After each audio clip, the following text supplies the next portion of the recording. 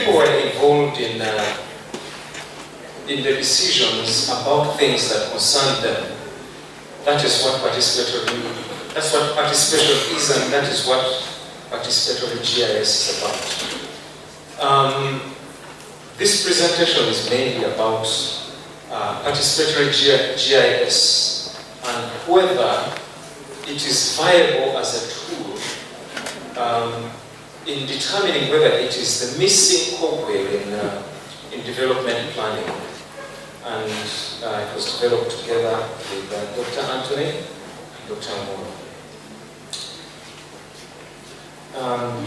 The community participation historical context. We know that in the history of our country, we've evolved from the colonial system to what it is today. But in the colonial system, it was mainly our district commissioners who were working through traditional chiefs. And in 1967, there was the Republican Constitution that more or less rendered most of decentralization inoperable. It was more or less a centralized system until the 1980s when Museveni came in with the AGRC system. For those of you who were there, that it's a 5-tier system of decision making right from the community level to the LC5 to the RC5. And much later then, the 1995 Constitution was promulgated together with the Local Government Act, which devolves planning functions to local governments. However, we see that we have a very strong legal framework. We look at the Constitution, which puts it very strongly that people should be involved in the formulation and implementation of the development plans that affect them. And even further, the Local Government Act in Chapter 243 talks about how this happens from the lower local governments, the higher local governments to the National Planning Authority. So we find that it's a very strong legal framework. And in 2007, there was a comprehensive national development planning framework that more or less merges the top-down influences with the bottom-up influences of planning. It was a good initiative. However, because the National Planning Authority has put so much emphasis on the Vision 2040 and many other things within the planning framework, we find that there is a very strong top-down system coming down from the 30-year national vision, the 10-year national development plan, the higher local government plans. And we find that there is something that could be missing at the bottom level, the community development aspirations that you see there where the cursor is. So, what are the impediments then that we find in the legal framework? We find that the community participation mainly is limited to consultative meetings that happen maybe just once in a while, where the local government leadership just goes only once in a while to consult or to give top-down contributions to the community, but does not exactly involve the people within the planning. And this has been possibly attributed to the community not having enough technical knowledge. People assume that the community doesn't have enough technical knowledge to plan for itself. And in there, that is where there is an issue, which is not exactly right. Because when you go down to community level, you'll find that they have a better grasp of the problems that they have and the solutions to those problems. So this research is intended to propose participatory GIS as a viable solution that can kickstart or that can oil this system in order to have meaningful planning that involves the community. So we ask that question again, could participatory GIS be the missing cogwheel? the development planning. So this research has one main objective. It can boil down to one thing: is participatory GIS a viable tool for service gap identification and development planning? And there are two strategic objectives that were pursued during this research, which one was to assess participants' level of participation, their local spatial knowledge, their level of cartography and mapping, and evaluate whether these levels are sufficient for participatory GIS service gap analysis. And the second of which is to derive and document planning and service gaps and make a comparison with GIS conventional tools. The area that carried out this research was in Maganjo, which is not very far from here in Nabweru Sub-County, Mutesasira District. There were 5 participatory sessions that were carried out, although one was a repetition in which one was done after a period of time to evaluate how the uptake is of participatory GIS, because that would be key in understanding whether it would be viable as a solution. Right. Oh, okay. There is a mismatch within what is appearing here. So both qualitative and quantitative approaches were applied to this research, of which the qualitative was especially pursued in the coding of participatory GIS transcripts. They were mainly video, and the quantitative were the statistical analysis of the coded data. And purposive sampling was employed. Purposive sampling was employed in determining the participants, of which it was mainly key that people were available. You can't carry out a GIS survey without people, a participatory survey. And members were chosen at random.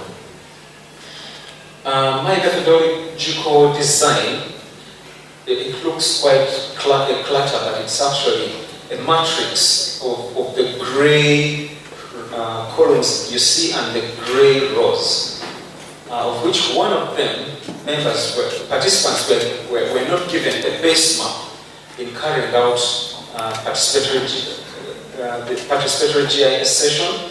Another one was carried out with a base map, and another session, which is not participatory GIS, was the conventional GIS. And the rows are the different steps that were carried out. The preparation on the top, the mapping activity, the outputs from the survey, the secondary outputs that come from the coded data, and the analysis, ending with whether participatory GIS is a viable service gap identification solution for development planning.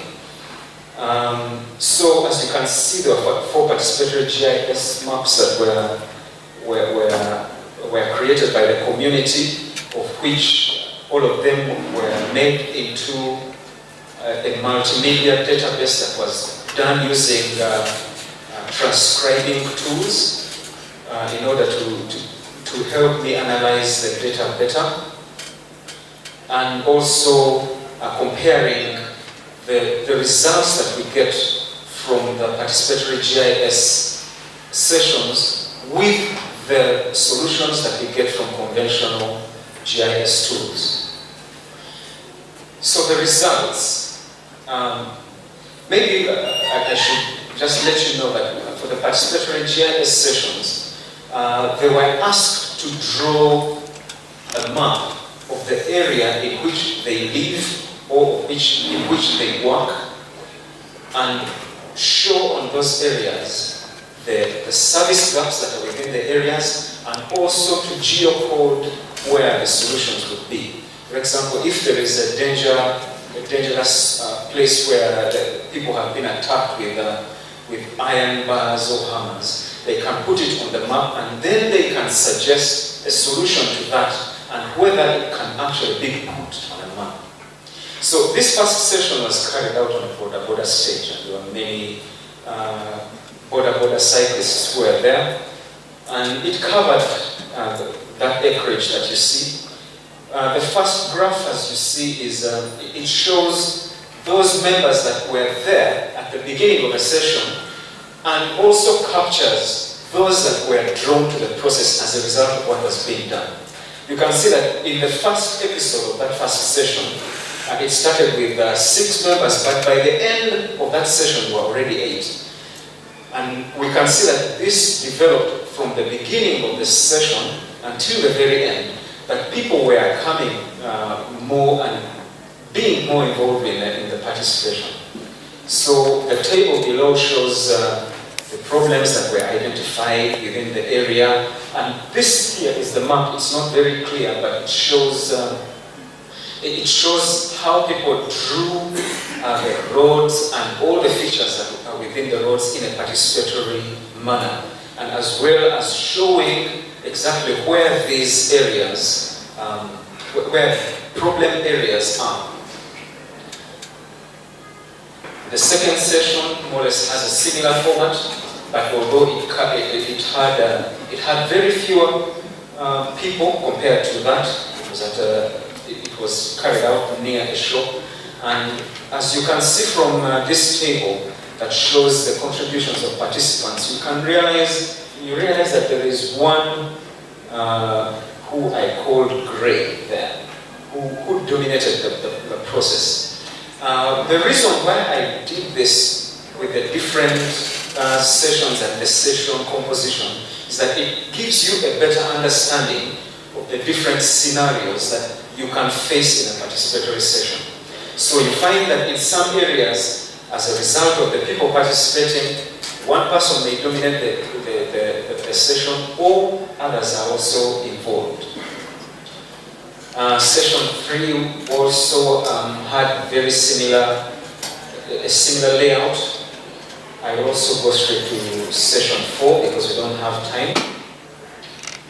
But the maps, those were the maps that were created, and each of the maps showed different problems that they came up with. As you can see in session 4, they came up with more or less 60 different contributions that led to different problem identification as well as the solutions that were provided in the process.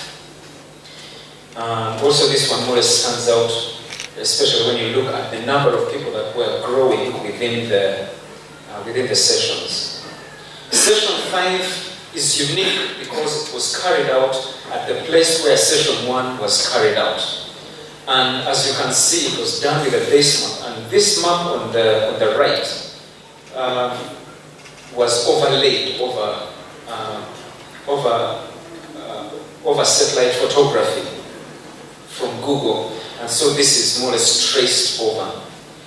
But what we noted from there is that the level of participation actually increased, and it increased greatly, meaning that people were enthusiastic about the plan of participating together and in identification of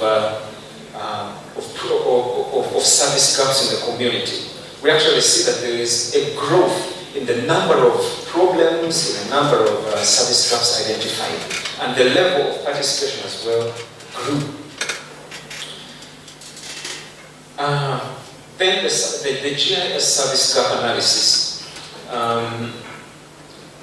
What I used was the AGRC network analysis to help in determining the places where there is demand and the places where that demand can actually fit.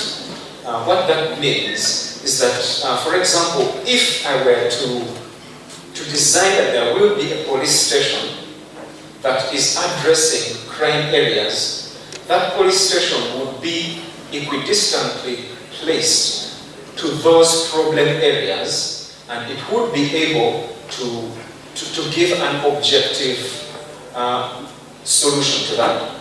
So the road junctions that were within that area were mapped, and those were referred to as the candidate locations from which the GIS program would identify solution areas. And then the demand points are the places where that demand is coming from. In the case of security, it is the danger areas, And in the case of, for example, a market, those demand areas were designed as the centroids of zones. So, and the criteria are there. The police station would not be more than 1,500 meters from the centroid, and the market should also not be more than 1,500 meters from the zone centroid. These maps that you see, the one on the left is one that shows where the police station was using the network analyst, where the position was obtained basing on the danger areas that were identified. You can see where that cursor is. That was referred to as the danger area, the same as that area here, and that area, and that area as well.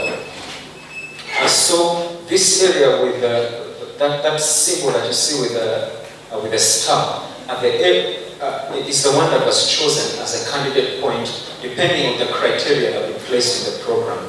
The one on the right is about the market, and this one was taken from the zone centroids. As you can see, those lines are coming from all the zone centroids within the area to a place that is equidistant, and also maybe also to add that these were the zone centroids were also weighted by the population density. This was measured again using the satellite photography and the number of households that are within that zone. And that was divided by the acreage of that zone. That is how we weighted those points. It would be also important to note that you see where that police station is placed. Right above there is a point that was identified by the community within their mapping session as a potential location of the police station. And remember that this was arrived at as a result of participatory contributions and as a result of consensus and realizing that that would be the best place. That is where they placed it. The same with the marketplace. Here, you realize it's placed around 115 meters from where the community placed their location. And it was of great interest, especially for me as a researcher, to see that the objective, scientific, positivist methods of GIS could nearly coincide with the subjectivist paradigm. So I found that to be very interesting. With discussion of the results, the participation, I'd like to just take a short time to discuss this graph that you see here. This was taken from taking 2-minute segments of the participation. In other words, if a session were divided into 2-minute segments, and then you sum up the contributions that are within those 2-minute segments, and you determine the level of participation by giving them a count, what would it map out as? And I found this to be very interesting. If I could explain it further, you find that this blue line here is one that shows the probability of having a certain level of contribution within a 2-minute segment. In other words, here at the peak, there is a high probability that people would make as much as 50 contributions within a 2-minute segment, as opposed to having completely zero here. As in, what I mean is that there is nearly a zero probability of having no contribution within a 2-minute segment while they discussed in this participatory session for the blue line.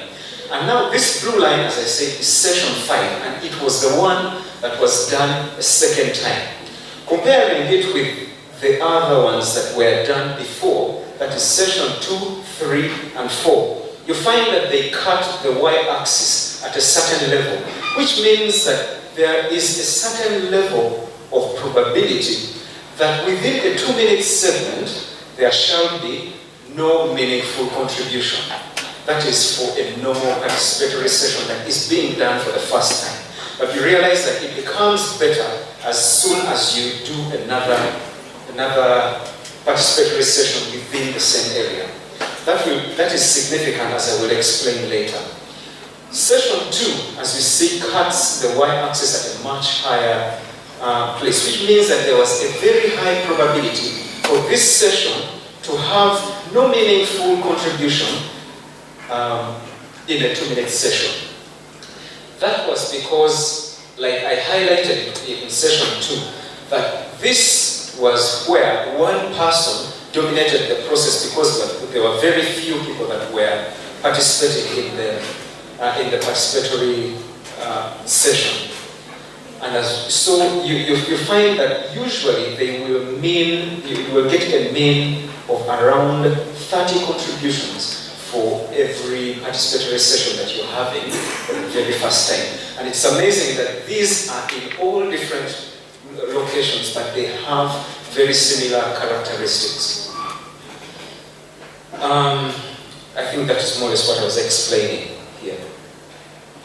The local spatial knowledge, we found that nearly 45% of all contributions showed that participants were giving active contributions about the local spatial area in which they were, meaning that they had a much better understanding of where they were, and for each session, depending on how people were engaged in their community, it showed that they had an overall understanding of the area in which they were, and as a result have they are better placed to offer solutions to these areas. Session 1 decided to propose the establishment of 2 police stations to combat insecurity in the area. The 3 sessions identified insecurity as a problem, and why we think that participatory GIS is a very good solution is that different sessions in different locations identified different solutions to the same problem. That in one place where there is insecurity, they suggested, let us have a police station here. Then in another place, they say, no, we don't want that. The reason is because every time that there is a police presence, we are the ones who suffer. They are the ones who are always targeted and arrested for not doing what is right. And they say, no, rather let us have security lights installed in this place and this location. So I found that to be a very rich way of service gap analysis and a very potential thing that we can use to suggest it as a community planning tool that can be assimilated within our planning process.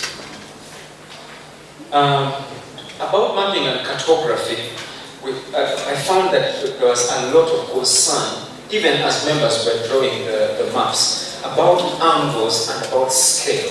You found that in many times people were concerned about the person, the one who is scribing the road, that they don't draw it too long because it doesn't fit the area, or the area is not as big as it's supposed to be. And I was particularly amused, or I was really interested by that people at a community level were interested in scale and angles as well. 1 minute left, God help me. Nearly 28% of the contributions were of a mapping nature, over 595 contributions. I will skip maybe some of this, but all of which are within what I've been discussing. The comparison between the intervention locations arrived at using the PGIS and the conventional GIS. There was, like I mentioned before, there was a very close relationship between the solutions that were obtained as a result of a participatory GIS, which is subjectivist. It involves the society and what people generally have a feel of, compared to the conventional GIS, which is objective, which is positivist, which is, you know, it is independent of feeling.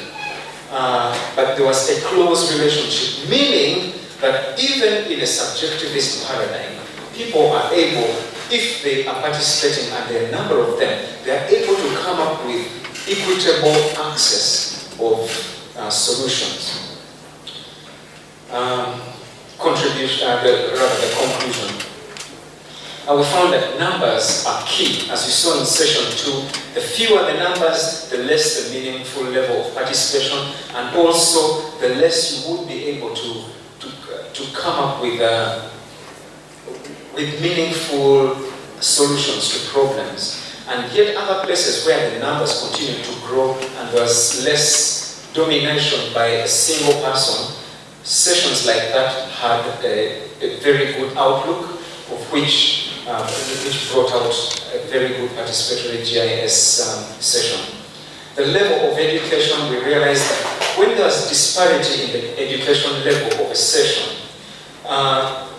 many people that were less educated felt inhibited and were not able to express themselves very well, as opposed to when there were more of the same education background. Many of them that were, let's say, P7 to S3 dropouts had meaningful contributions, and their level of participation was much higher compared to one who had, which has a university graduate and a number of people who were at a much lower level. The level of discussion decreased, and as a result, there was less participation.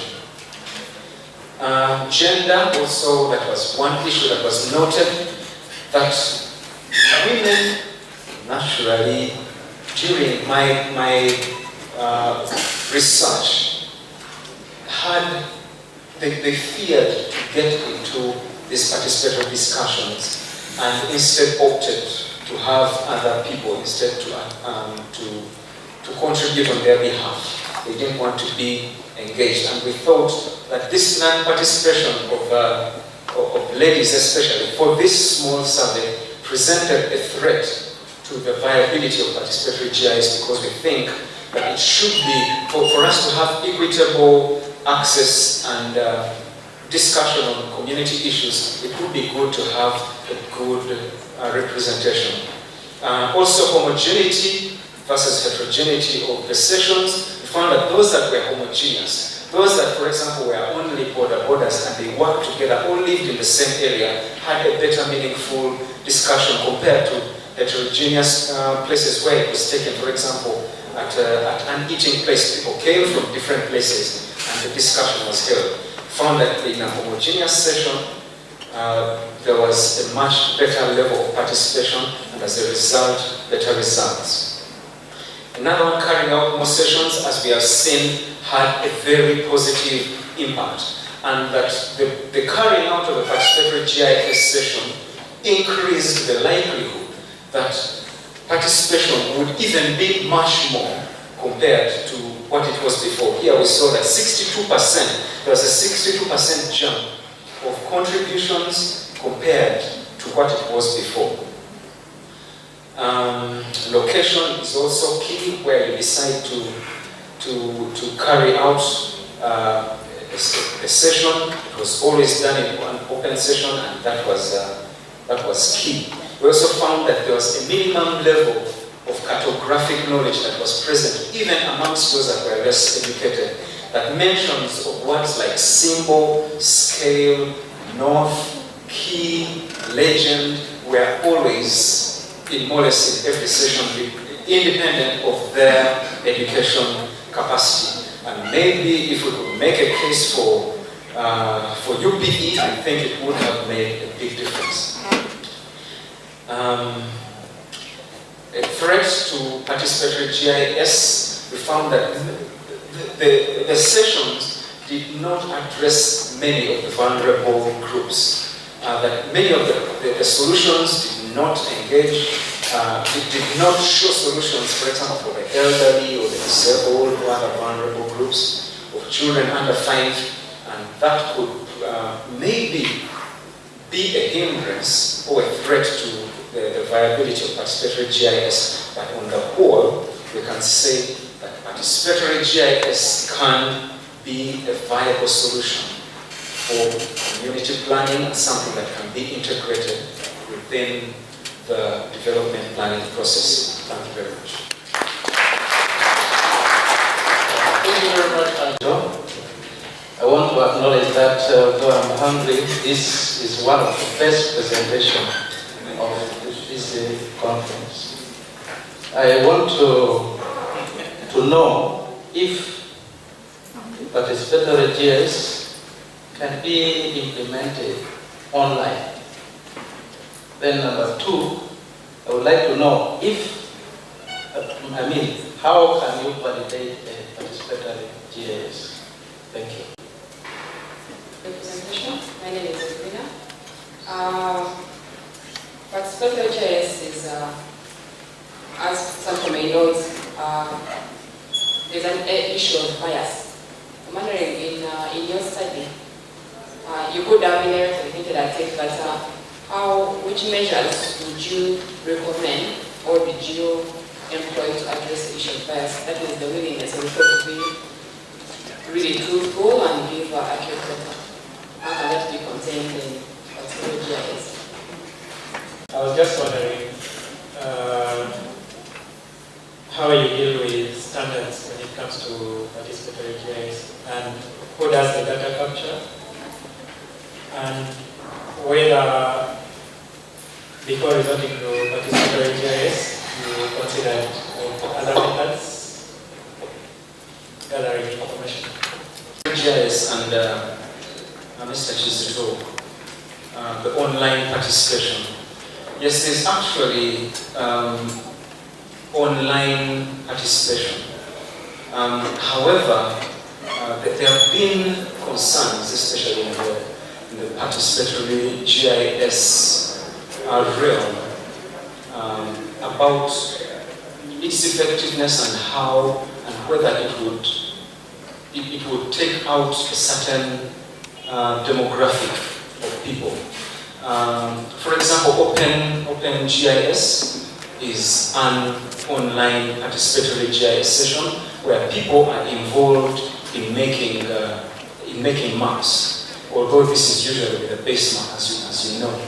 But there has been, because of the subjectivist paradigm of participation, usually it is about taking participation to the communities and to where people for people that are affected by decisions of development planning, and that is where it usually is. But I can say that is the direction in which we are all going, because I know of incidences in the US and in Canada where online participatory GIS is actually taking root. So that is key. And the validation of participatory GIS, and I think maybe that would be addressed together with bias in taking in these participatory GIS sessions. That is something that is very key, and I admit that is one that is difficult to control, because bias, as you know, still is on a subjectivist direction, because you're thinking in terms of yourself, or you will make suggestions depending on either making you look better or worse, depending on the person you're talking to. For example, when I decided, for one session, I decided to ask them up front what their education, what their jobs are. And this I knew where they work and what they do, and all of them were saying, I'm an entrepreneur, doing this, Everyone wanted to look good. Even with education, if a person was taught in this S1, they mention it as, I did complete S4. So you try to to look at that information and take that more or less with a pinch of salt. But however, we wouldn't want, because of the conflict between participation and GIS, actually in many times it has been referred to as an oxymoron, or two words that more or less mean exact opposites. You know? Participation involves people, while GIS on the other side is one that it is objective. You know, to marry such kinds of things, there are certain levels that you should be able to permit in order to allow participation, and of which one of them could be a certain level of bias. But again, that can be controlled by having more participatory GIS sessions, because the more you carry them out, the better it is that you will have a better solution. Also about standards in participatory GIS and data capture. For example, I used especially the physical planning guidelines. There is a chapter that has,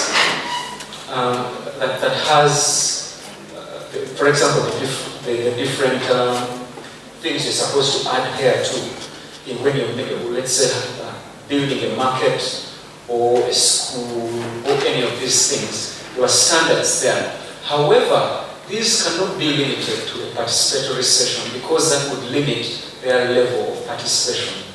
So that was opened, and as just for the purposes of this research, I didn't go too much in establishing data capture standards that would bring a stringent way of participation, but rather something that would encourage them into the decision-making process. Uganda.